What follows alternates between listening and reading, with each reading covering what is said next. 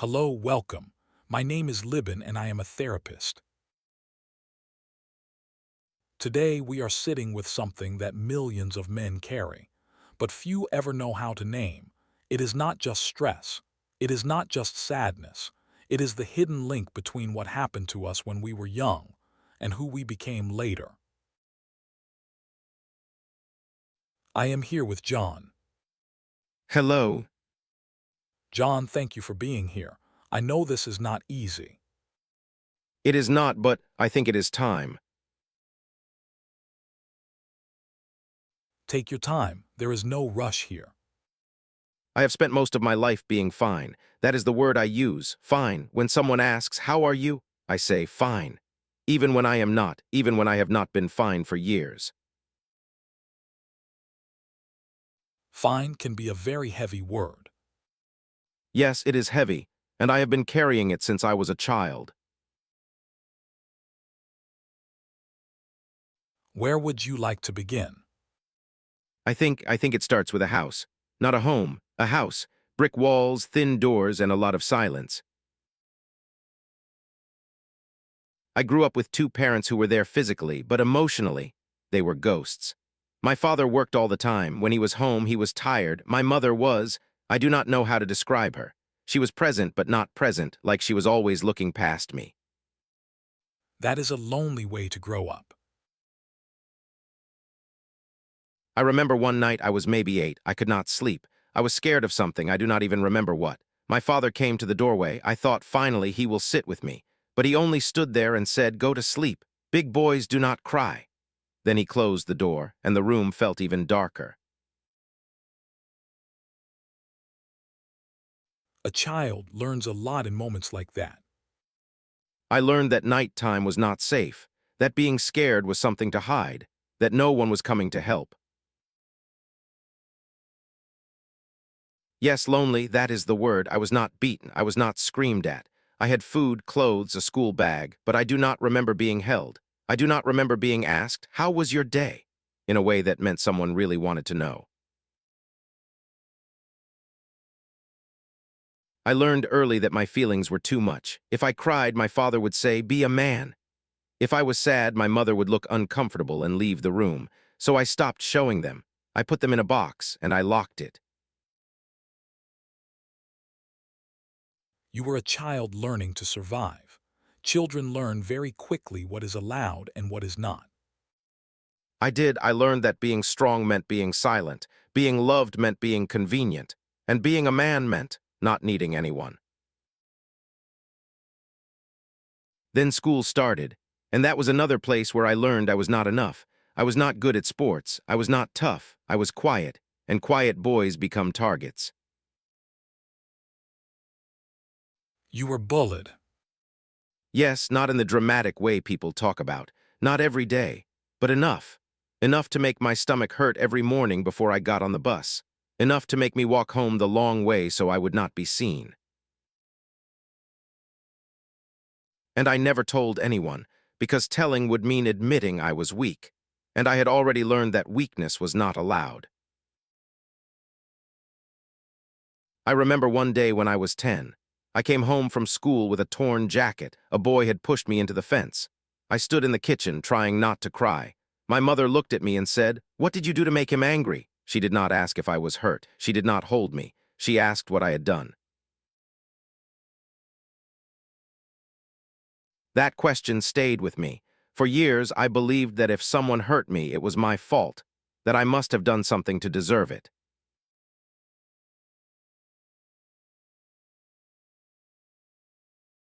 John, I want you to hear something very clearly. What happened to you was not weakness. It was not a failure.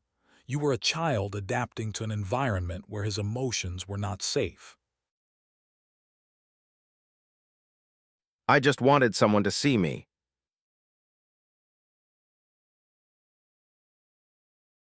I see you, and I believe many people listening will see themselves in your story too. We are going to take a short pause here. When we come back, John will continue sharing what happened when that little boy grew older and what it cost him to keep that box locked for so long. Welcome back. Before the break, John was sharing about his childhood, about learning to disappear, about the box he built for his feelings. John, what happened when you became a teenager, when that little boy started to grow up? I learned how to perform. I learned how to be the person everyone needed me to be. At school, I became the funny one, the one who made jokes. If I could make people laugh, they would not hurt me. If I could make them like me, maybe I would not feel so invisible. But at home, I became quiet, invisible. I spent hours in my room. I read books. I played video games. I built a whole world inside my head because the real one did not feel safe. You were building your own sanctuary. Yes, but even there, I could not escape the shame. The shame of being too sensitive. The shame of wanting love but not knowing how to ask for it. My first real relationship was with a girl named Mary. She was kind. She asked me questions. She wanted to know what I was feeling, and I had no idea what to do with that. I remember her saying, "You never let me in." She was right. I wanted to. But every time I tried, something in me would pull back. It was like there was a glass wall between us. She could see me, but she could not reach me. She left, and I told myself it was because I was not good enough, that I was too broken to be loved. I did not understand that I was protecting myself from the very thing I wanted most. You were terrified that if she saw the real you, she would leave. So you left first emotionally. Yes, that is exactly what I did, and I did it for years after her. I kept people at arm's length. I made myself unreachable, and then I blamed them for not reaching me. And work was the same. I became successful on paper. I had the job, the title, the apartment. But inside, I felt like a fraud. Every meeting, I was waiting for someone to point at me and say, "You do not belong here." I worked longer hours than everyone. I said yes to everything. I thought if I just produced enough, proved enough, no one would notice that I was not enough. That sounds exhausting. I was running a race I could never win, because the finish line was inside me, and I kept moving it further away. And then I found anger. Anger was the only feeling that felt strong. Sadness was weak, fear was weak, but anger made me feel powerful. Anger was a protector. Yes, it protected me, but it also destroyed me. I would explode over small things. A door slammed too hard, a friend canceling plans, a teacher correcting me. And afterward, I would feel ashamed all over again. I became a man who was angry at the world and ashamed of being angry. A man who wanted connection but pushed people away. A man who was lonely but could not admit it.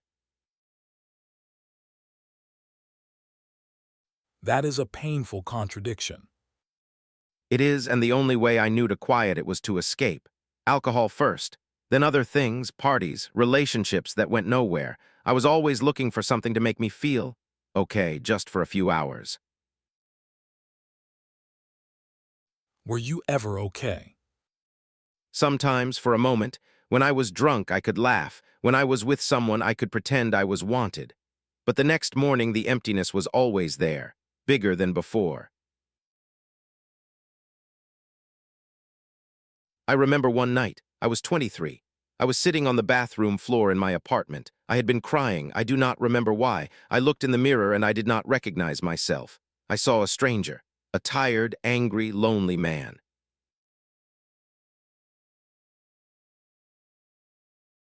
And I thought, is this it? Is this my life?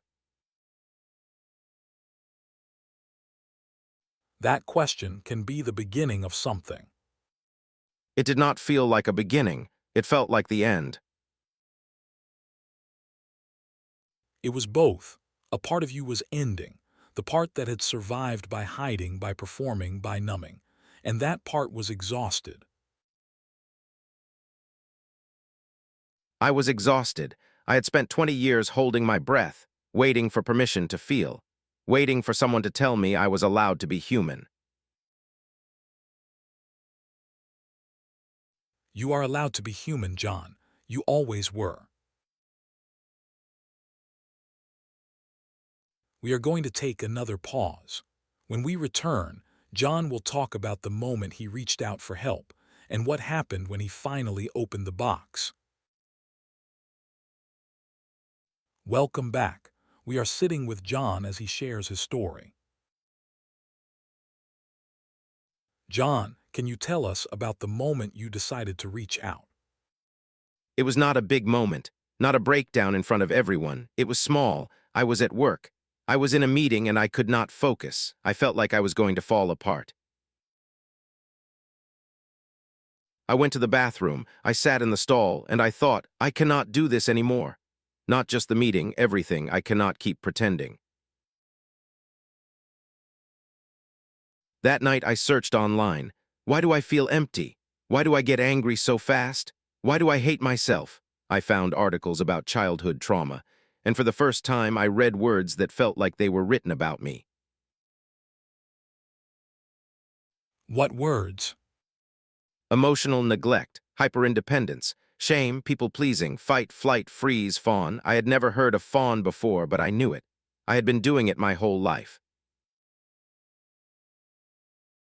Fawning is when we learn to be agreeable, helpful, invisible to stay safe. Many children of emotionally unavailable parents become experts at it. Yes, I became an expert at reading people, at knowing what they wanted before they said it, at making myself useful so they would not leave. That was a survival skill, but it also cost you your own sense of self. I did not know who I was without making someone else happy. John, I want to explain something important. When a child grows up without emotional safety, his nervous system learns that the world is unpredictable. His body stays on alert. This is called hypervigilance. Even years later, when the danger is gone, the body may still be scanning for threats.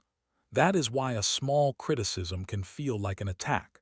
That is why a raised voice can feel terrifying. That is why rest can feel unsafe. That is my body. I am always waiting for something bad to happen. Yes, and underneath that alertness is often grief. Grief for the childhood you did not get. Grief for the love you needed but did not receive. No one ever told me I was allowed to grieve. You are allowed to grieve. You are allowed to be angry. You are allowed to be sad. These feelings are not weaknesses. They are signals. They are parts of you that were never allowed to speak. Therapy is strange. You sit in a room, you talk about things you have never said out loud, and someone just listens without judgment, without telling you to be stronger. That listening can be the first safe place a person has ever had. It is. In therapy, I started to open the box, not all at once. Slowly, one memory at a time, one feeling at a time. Some days it was too much. I would leave sessions and cry in my car. Some days I wanted to quit. But Libin, you told me something that kept me coming back. I still remember the first time I cried in front of you. It was not planned. It was not a big moment. I was talking about a small thing, a friend canceling plans on me, and suddenly I could not breathe. I put my head in my hands and I just sobbed. I was so embarrassed, I kept apologizing. I thought, he is going to think I am pathetic. But you just sat there, you did not look away, you did not tell me to pull myself together. You said, you are safe here, John. And you were. That was the first time I believed it, that I could fall apart and not be abandoned, that I could be messy and still be accepted. There was one exercise you did with me that I still carry. You asked me to close my eyes and imagine the little boy I used to be, the one who was scared at night, the one with the torn jacket. At first, I could not see him. I could only feel anger toward him. Why are you so weak? Why can you not just be normal? But you asked me to stay with it, to speak to him. And I said, it is not your fault. You did not deserve it. You were just a child. I said it out loud, and something in my chest cracked open. I wanted to hold him. I wanted to tell him I was sorry for abandoning him for so long. That is where healing begins, when we finally turn toward the parts of ourselves we have been running from. Some days are still hard, but I kept coming back because of something you said. What was that?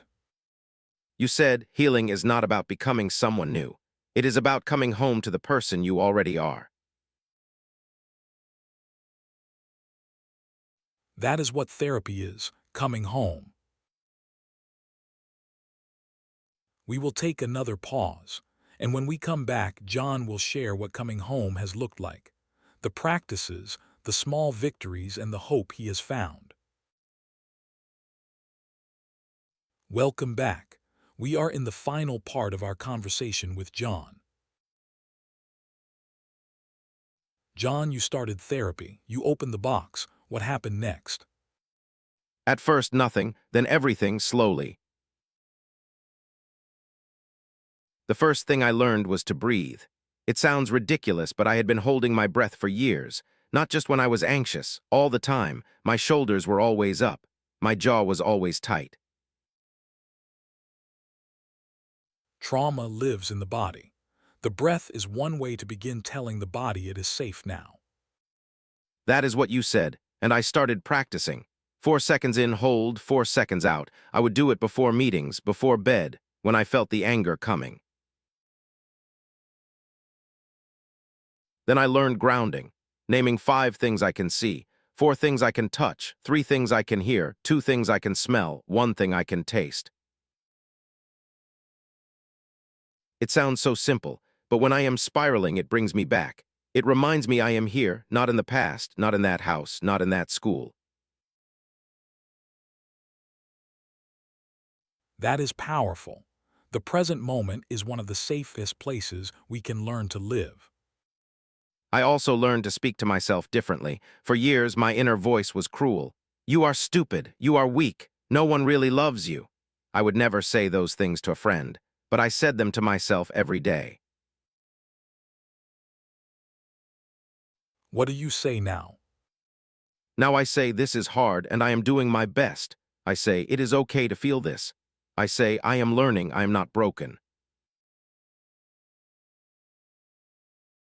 The hardest part has been boundaries, learning that I can say no, that I do not have to earn love by being useful, that I can take up space without apologizing.